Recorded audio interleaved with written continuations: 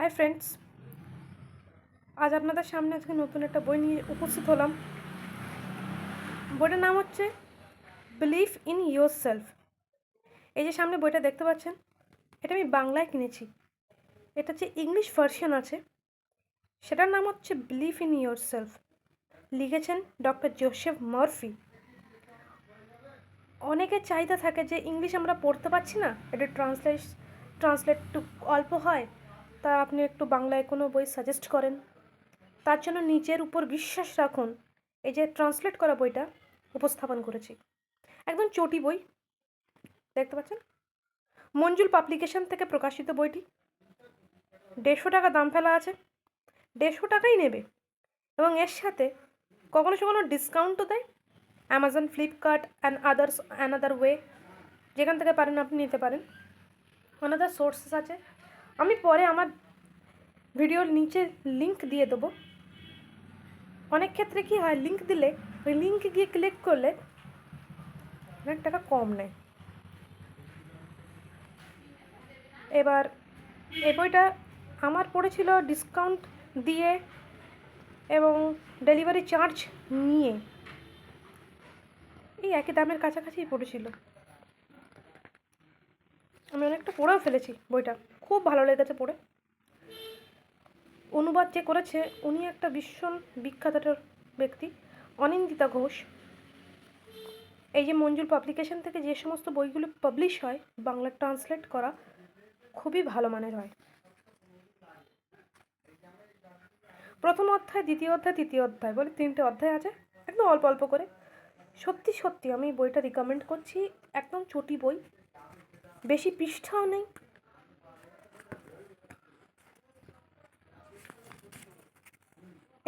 মাত্র পৃষ্ঠা, 87টা পৃষ্ঠা। এবার এর মধ্যে এত ভালো ভালো জিনিস লেখা আছে, না পড়লে আপনি বিশ্বাস করতে পারবেন না। স্বপ্নকে সত্যি করে তুলুন, প্রথম অধ্যায়। নিজের যত রকমের যে স্বপ্ন আছে, অনেকে না স্বপ্নকে সত্যি করতেও পারে না, ভয় পায়। স্বপ্নকে সত্যি হিসেবে দেখতে তারা ভয় পায়। এটা হয়ে থাকে, এটা ফ্রাস্ট্রেটেড হয়ে থাকে তারা। অনেক ডিপ্রেশনে গিয়ে এই সমস্ত কাজ করে ফেলে যে আমি স্বপ্নকে পূরণ করতে পারছি না। তারা তো অবশ্যই বইটা পড়বেন যে স্বপ্নকে সত্যি করতে গেলে কি করতে হয়, কীভাবে সেটা হবে, কতটা সাহস আনতে হবে মনের ভিতর থেকে, তবে গিয়ে সব কিছু সম্ভব।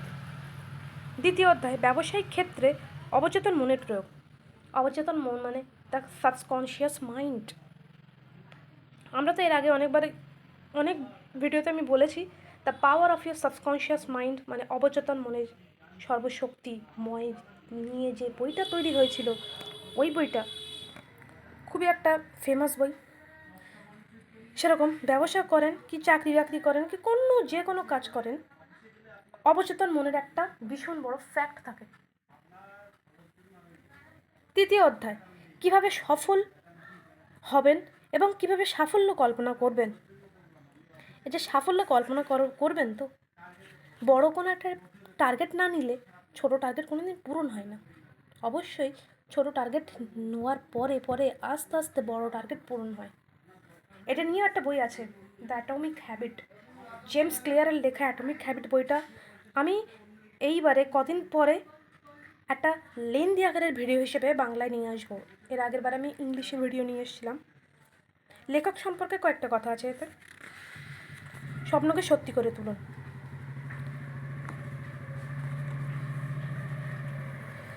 বইটা আমি বিভিন্ন রকম কালার পেন্সিল দিয়ে দাগিয়ে দাগিয়ে পড়েছি, আর যেটা যেটা ভালো লেগেছে খুবই, সেগুলোকে দাগিয়ে রেখেছি। ইমাজিনেশন পাওয়ারটা মাস্ট ইম্পর্টেন্ট। আমাদের উইল পাওয়ার, ইমাজিনেশন পাওয়ার, এগুলো যত থাকবে তত মানুষ উন্নতি করবে। একটুখানি পড়ে শোনাচ্ছি, শুনুন। মানুষের মনের প্রাথমিক দক্ষতাগুলির মধ্যে অন্যতম হলো কল্পনা শক্তি। দ্যাট ইজ কল্ড, ইংলিশে আমরা তাকে বলি ইমাজিনেশন পাওয়ার। এই কল্পনা শক্তি আমাদের মনের উদ্ভাবনী ধারণাগুলিকে নানাভাবে বাস্তবায়িত করে। পবিত্র বাইবেল জোসেফ এই শৃঙ্খলিত বা নিয়ন্ত্রিত কল্পনা শক্তির আধার। এখানে অনেকটা বাইবেল থেকে তুলে ধরেছে, অনেক বিভিন্ন রকম বইয়ের থেকে তুলে ধরেছে, বাট আমি যেগুলো দাগিয়ে রেখেছি তার থেকে কয়েকটা উক্তি আপনাদের সাথে শেয়ার করছি। তার একটি উক্তি আমার বিশেষ পছন্দের, নিজের সাফল্যকে কল্পনা করা নিজের ব্যর্থতাকে কল্পনা করার মতো সহজ, বরং একটু বেশি সহজ। নিজের ব্যর্থতা নিয়ে যতটা বেশি ভাববেন, যতটা কঠিন ব্যর্থতা নিয়ে ভাবনাটা, তার থেকে বেশি সহজ নিজের সাফল্য নিয়ে ভাবা। ব্যর্থ হওয়াটা যেন আমার কাছে মনে হয় বেশি কঠিন। সাফল্য, আপনি পড়াশুনো করেন, আপনি যে কাজই করেন না কেন মন দিয়ে করেন, ঠিক দেখবেন আপনার কাছে সমস্ত কিছু সহজ হয়ে যাচ্ছে। তা আমি কেন ব্যর্থ হতে যাব? তাই জন্য বলছে, নিজের সাফল্যকে কল্পনা করাটা ব্যর্থতা কল্পনা করার থেকেও সহজ এবং একটু বেশি সহজ।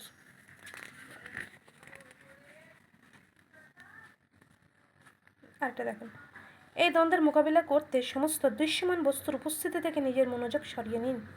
আপনার লক্ষ্য এবং উদ্দেশ্য সম্পর্কে স্পষ্ট ধারণা গড়ে তোলা উচিত। অবশ্যই নিজের লক্ষ্য এবং ধারণা সম্পর্কে স্পষ্ট সচেতনতা থাকবেন। যখন মন লক্ষ্য অথবা উদ্দেশ্যের সাথে একাত্ম হয়ে যাবে এবং আপনি আপনার মনের সৃজন শক্তিকে দিনের পর দিন প্রয়োগ করবেন, আপনি সাফল্যের দোরগোড়ায় পৌঁছে যাবেন। খুব ভালো কথা বলছে এখানটা, বলছে একটা দারুণ কথা। যদি আপনি আপনার লক্ষ্যে অবিচল থাকেন, যে এটা আমি লক্ষ্য করেছি, এটা আমি গোল করেছি, তাহলে সিস্টেমের মধ্যে দিয়ে যাতায়াত করুন। যত সিস্টেমের মধ্য দিয়ে যাতায়াত করবেন, আপনি আপনার গোলের দিকে, আপনার লক্ষ্যের দিকে তত দ্রুত এগিয়ে চলতে পারবেন। এখানটার একটা জিনিস দেখেন, আপনার লক্ষ্য ও ইচ্ছাকে চেতনায় তুলে ধরুন, তাতে উন্নতি করুন। নিজের মন ও প্রাণ সমর্পিত করুন, প্রশংসা করুন। সব থেকে বড়ো জিনিস, আর একটা জিনিস বলে রাখি আপনাদেরকে, মনে করেন আপনি যে বেঁচে রয়েছেন, এর জন্য ঈশ্বরকে অবশ্যই ধন্যবাদ জানান, গ্র্যাটিটিউড ফিল করেন। যদি মনের থেকে ঈশ্বরের প্রতি কোনো ভালোবাসা না আসে, তবে একটু হসপিটালে যাবেন, কাউকে দেখতে যাবেন, বাড়ি বসে থাকবেন না। মৃত বাড়ি যাবেন, যখন মানুষ মারা যাবে ঠিক সেই সময় কোনো একটা মৃত বাড়িতে গিয়ে উপস্থিত হবেন। আপনি নিজেই বুঝতে পারবেন যে যে ওদের তুলনায় আপনি কতটা ভালো আছেন। এই যে ফিল, মানুষের মধ্যে ফিল বর্তমানে আসছে না, বন্ধ হয়ে যাচ্ছে ফিলিং আসাটা। এই ফিলিংটাকে জাগ্রত করতে গেলে আমাদের নিজেদেরকে একটু বাইরে বের করতে হবে। যখন আপনি একটু বাইরে বেরোবেন, দেখবেন অন্য লোকেদেরকে দেখবেন, সবসময় বড় লোকদের দেখবেন না। সবসময় যদি বড় লোক দেখেন, তার গরিবদের যদি না দেখেন, তা বুঝবেনই না যে আপনি ভালো আছেন কি খারাপ আছেন। বড় লোকদের যত বেশি দেখবেন, তখন তো মনে হবে আরে আমি তো বেশি খারাপ আছি, আমি তো বড় লোক হতে পারছি না। কিন্তু সময় বিশেষে একটু গরিবদেরকেও দেখবেন, একটু আপনার থেকে যারা নিচু তাদেরকেও দেখবেন, তখন মনে হবে, আপনার ফিলিং হবে, না ঈশ্বর আমায় যা দিয়েছেন নিশ্চিত ভালো রূপে দিয়েছেন, এবং আমি গ্র্যাটিটিউড ফিলিং করছি, হে ঈশ্বর আমি আপনার কাছে কৃতজ্ঞ। হবেই আপনার মনের মধ্যে। এবং দেখুন, এটা আপনার সমস্ত ভালোবাসার শ্রদ্ধা, নিষ্ঠা, মনোযোগ উজাড় করে দিন। যদি আপনি সঠিকভাবে একে চালনা করে যেতে চান, তবে সব রকম ভয়, উদ্রেককারী চিন্তাভাবনা আপনার এই উন্নত মনের কাছে মাথা নোয়াবে। এর অর্থ তারা তাদের শক্তি খুইয়ে মন থেকে অদৃশ্য হয়ে যাবে। মনে করেন আপনার কোনো জিনিসে প্রচুর পরিমাণে ভয় আছে, আপনি করতেই পারছেন না, কিন্তু এই ভয়টাকে ওভারকাম করতে আপনি কাউকে বলতেও পারছেন না। এটা সব থেকে বড় পয়েন্ট। না আপনি আপনার বন্ধুর সাথে বলতে পারছেন, কারণ তারাও তো আপনাকে সঠিক জ্ঞান দিতে পারছে না। তার জন্য কি করবেন, এমন অনেক ভিডিও আপনি দেখছেন, তাতে আপনার মন পোষাচ্ছে না, যে দুটো আমার হচ্ছে না, কেন নিজেকে মানে কাউর সামনে জাহির করতে পারছি না, কেন বলতে পারছি না যে আমার সমস্যাটা কোথায়। তখন নিশ্চিতভাবে ঈশ্বরকে ডাকুন, ঈশ্বর আপনার জন্য পথ খুলে দেবে, কোনো এক ভিডিওর মাধ্যমে, তা নাহলে কোনো এক বইয়ের মাধ্যমে, তা নাহলে কোনো এক মানুষকে আপনার জীবনে প্রবেশ করানোর মাধ্যমে। ঈশ্বর কিন্তু আমাদের কাছে সর্বদা থাকে, যদি আপনি বিশ্বাস করেন এবং আপনি এটাকে অনুভব করেন। নিজের কাছে সৎ থাকেন, নিজের কাছে সৎ থাকা উচিত।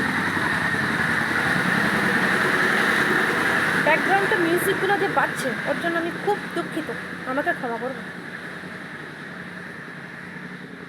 এটা দেখুন, আপনার মনের সহজতা দক্ষতার দ্বারা যদি অন্তিম পরিণাম বা সর্বশেষ ফলাফল কল্পনা করতে চান, তবে যে কোনো অবস্থা বা পরিস্থিতির উপর আপনার যথেষ্ট নিয়ন্ত্রণ থাকা বাঞ্ছনীয়।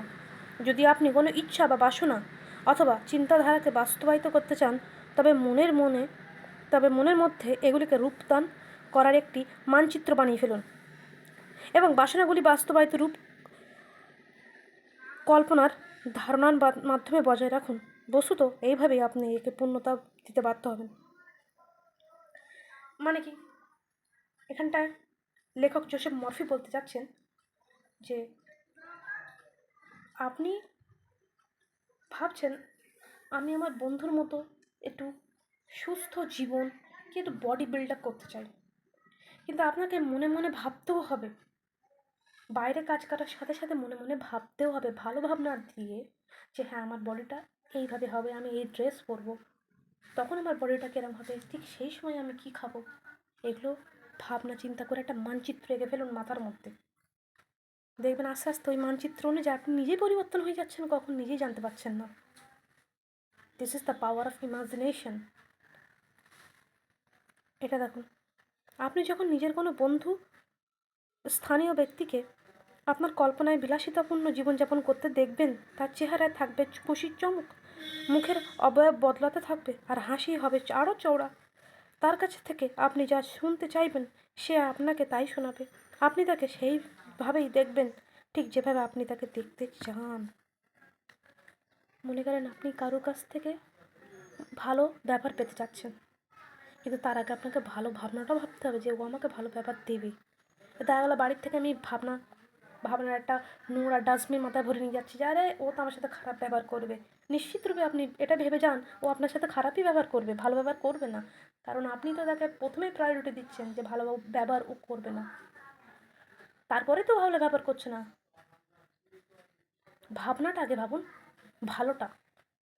আপনার মনের ভিতর যদি নোংরা ভাবনা ভাবেন তা নোংরাই হবে আপনার সাথে, ভালো ভাবনা ভাবলে নিশ্চিতভাবে ভালোটাই হবে, এটা তো কোনো সন্দেহ নেই।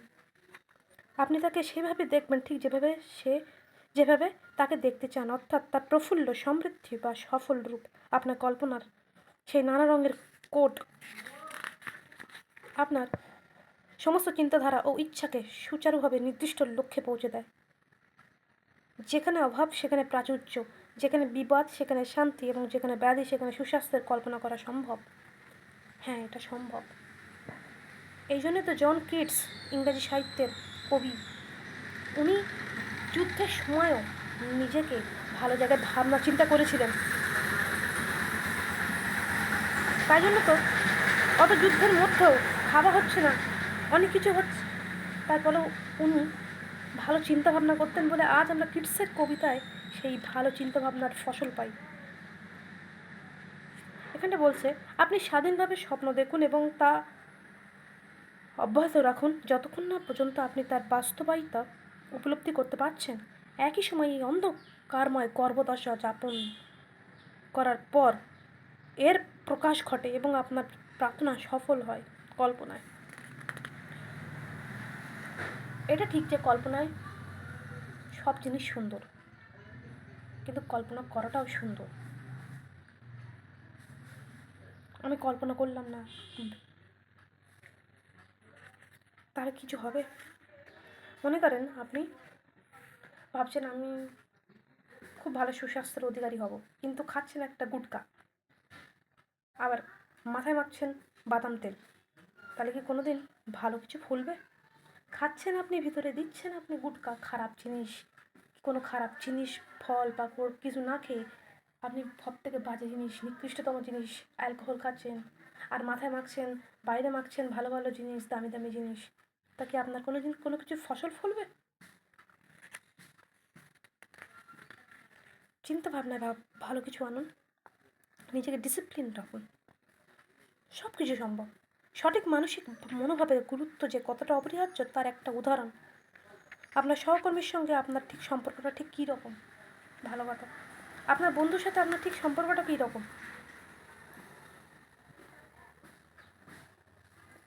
এরকম অনেক প্রশ্নর উত্তর এই বইটার ভিতরে আছে। What you think about you, the others treat like you, আপনি যেরম ভাববেন ঠিক সেরমই বলে আপনার সাথে ব্যবহারটা হবে।